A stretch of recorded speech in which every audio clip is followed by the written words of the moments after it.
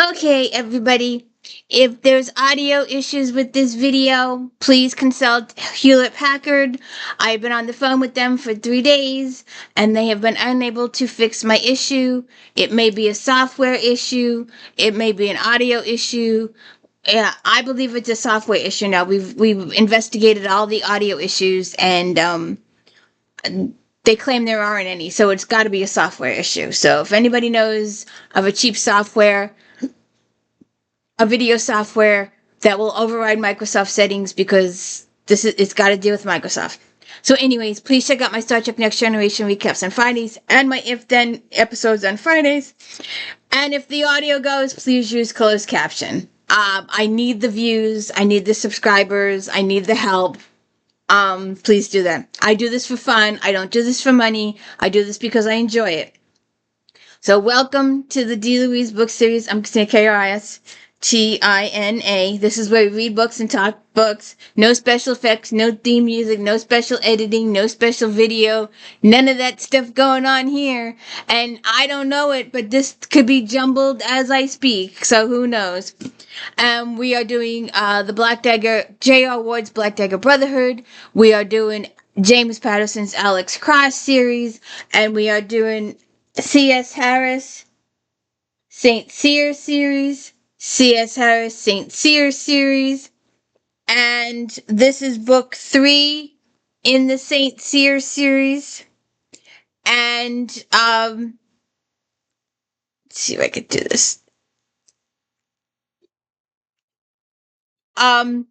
This is book 3. There are a couple of, I will not spoil the whodunit, but I will spoil all the characters for you. I'm a character. I love series. I love she's got to go off every single video. If you want to see her identity, please check out Janet Ivanovich 3030 on New Year's Eve. She doesn't tell time, but she sure does ring a lot. She doesn't tell time. She hasn't told time for years. And I should just take the battery out. But she's a novelty item. So, anyways, this is book 3 of the Sebastian St. Cyr series. He's a Viscount. His father is an Earl. His father is the Earl of Hendon. His mistress right now is Cat Boleyn. She is also used to be a French spy. He's been with her on and off for years. He wants to marry her. She says no because of who she is. Not only is she a commoner, but she is a French spy, or was a French spy, and it would ruin Sebastian's view in the ton. But also, Sebastian has been playing Bow Street Runner in the last few books. He enjoys investigating murders, and he enjoys his friendship with Henry Lovejoy, and he's solving his relationship with his father on and off, and his sister Amanda. And there are a couple of relationship curves thrown in this book, and for a couple of chapters you're like, oh, God, no, ew, God, no. And then at the end of the book you're thrown a twist, and you're sitting there going, oh, good God, what can they think of next? But so there's been a murder, and Henry Lovejoy sends for Sebastian to help him out. A young noble person has been murdered and mutilated and killed savagely, and he had an object left in his mouth, and the objects are part of the mystery, so you'll get that information when you read the book. And so there's been a couple of guys that have already been killed. By the end of the book, there's about 4 guys that have been killed, and they've all been mutilated. And upon investigation, there was an incident on a ship, and all these people it takes quite a while to get the information, as the story unravels. And the first piece of paper is a ship's log, which is the first bit that comes through. So then Sebastian's father is waiting for him at home. His aunt wants him to come to a ball. She wants to play matchmaker. And he doesn't want to go to the ball. But his father says so and so might be there. You might be able to question them as a thing to get him to go. And so he goes to talk with Paul Gibson. Paul Gibson is our coroner, and he's really good friends with Sebastian. And he tells Sebastian that while the person was mutilated severely, his throat was cut first. So, they muted the body afterwards, which is a hint of something else that you won't know until the end of the book. So Sebastian starts interviewing all these people and asking questions of all these different people. And he's still having an affair with Hendrent. I mean, a cat. And I made a note. So he talks to his father about what the Humphrey Carmichael. He is one of the, he's the father of the victim. And his father says something that kind of bothers me a little.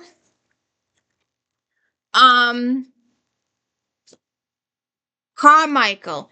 Hendon let his breath out between his teeth in sound of disgust. Damn upstart. His father was a weaver. Did you know that? A bloody weaver. So I'd heard. Owns a number of mills someplace up north, does he not? Yorkshire. That's where he got his start. Now the man has interest in everything from coal mines to shipping and banking.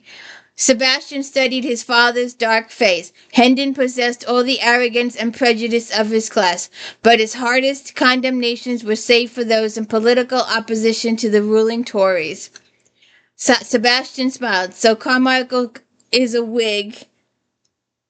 Ostensibly, no. He claims to support the Tories, but in practice the man is a bloody radical. He builds houses for his workers. Imagine that, building houses for your workers. He imagine that he hires surgeons to attend their ills, even feeds them a midday meal, and he won't let a child under 12 work for more than 10 hours a day in his mills or mines. What is this nation coming to? I don't know. Human rights? Common decency, maybe?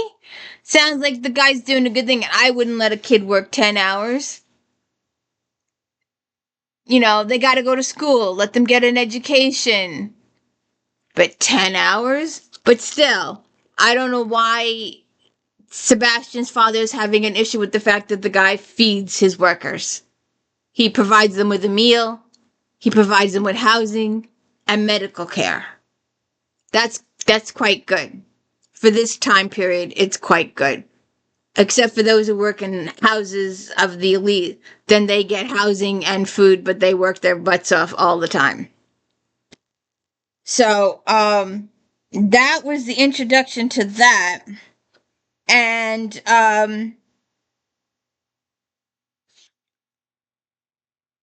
then he talks with Carmichael.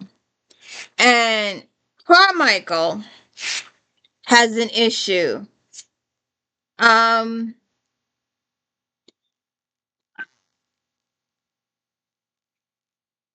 Your son was a well-liked man, said Sebastian. Do you know of anyone who might have wished him harm?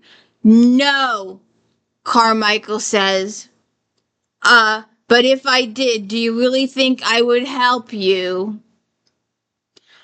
It was said without any apparent heat, only a glimmer of something that was visible for an instant in those hooded eyes, then gone.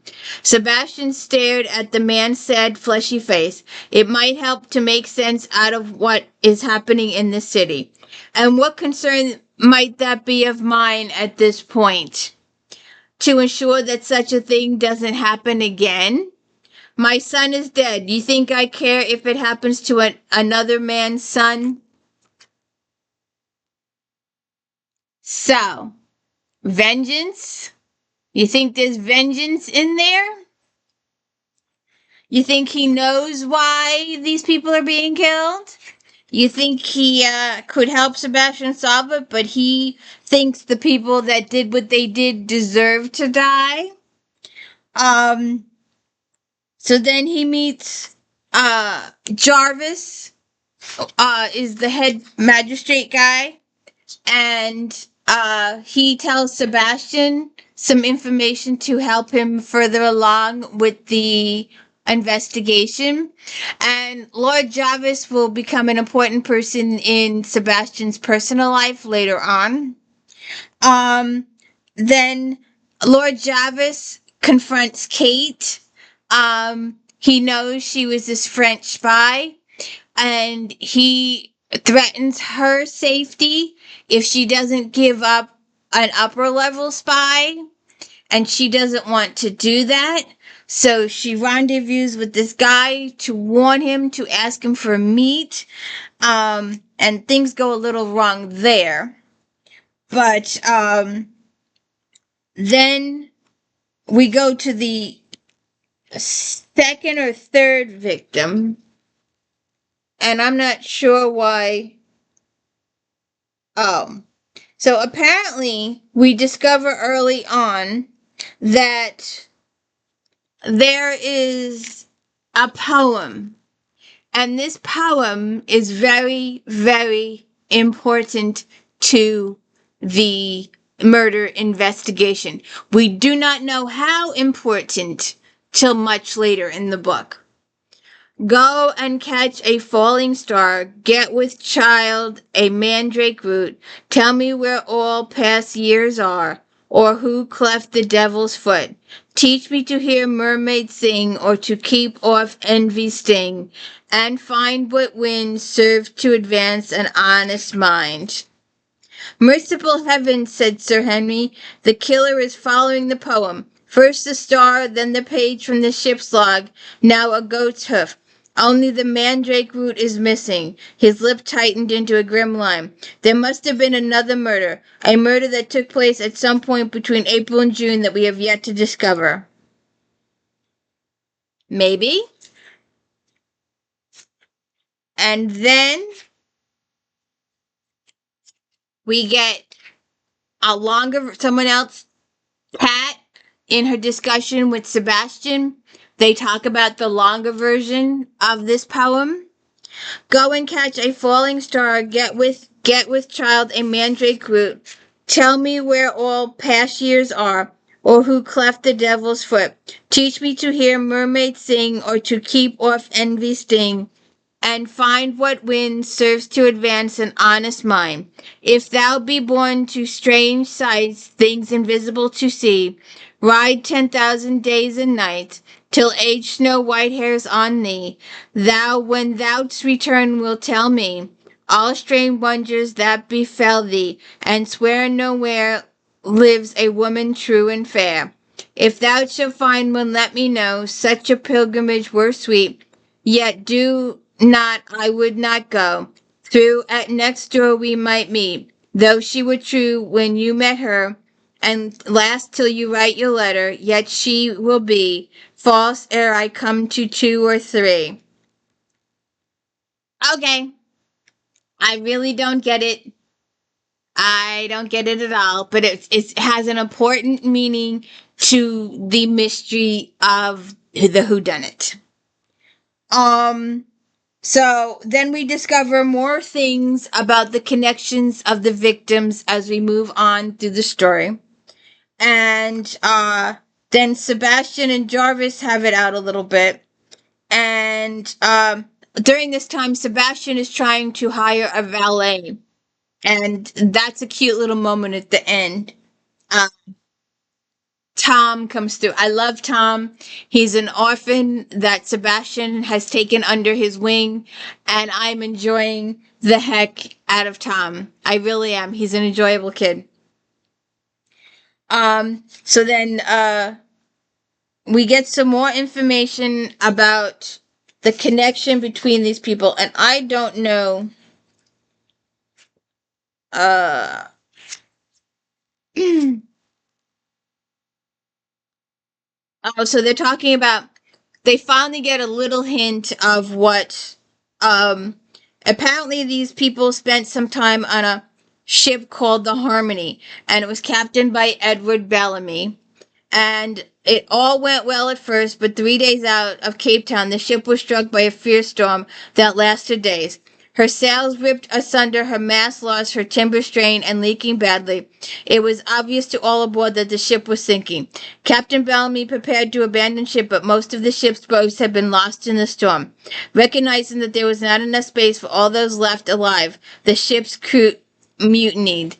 And then some other things happened aboard the ship while the crew was gone. But then later on, the crew got their punishment. So you can read about that in the book. And Sebastian we're getting a little more and more of interaction from Hero. Hero is Jarvis's daughter. She is also, spoiler alert, spoiler alert, spoiler alert, spoiler alert, spoiler alert, Sebastian's future wife, who will also help him in investigations. But in the meantime, during this book, he is yet again offering Kat his hand in marriage. And he even goes as far as publishing a notice in the newspaper. And his father has a conniption, says he'll disinherit him, and all this other stuff. And then we also have a moment when one of Kat's relatives comes to visit her, makes a revelation that appears to be true on a part. Then Sebastian, Kate, and Hendon have to deal with the issue. And Hendon, Kat, believes this particular information about her and Sebastian from her relative. Absolutely believes it. Sebastian's father confirms this information to Kat. They discuss it, and he verifies the information with her. And Sebastian is led to believe this conclusion of this information.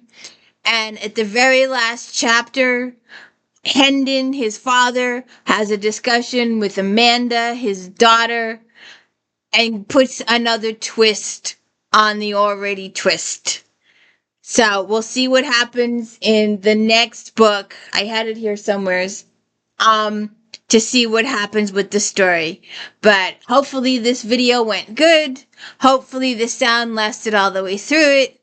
And hopefully the sound will last all the way through the next video. Keep your fingers crossed. Everybody write Hewlett Packard. Tell them to send me a new computer or new software or something to fix this, because I can't afford to buy a new computer because I spent every last dime on this sucker. So what you see is what you get. Stay tuned. Patterson coming up and J.R. Ward coming up. And please hit the like and subscribe. Thank you.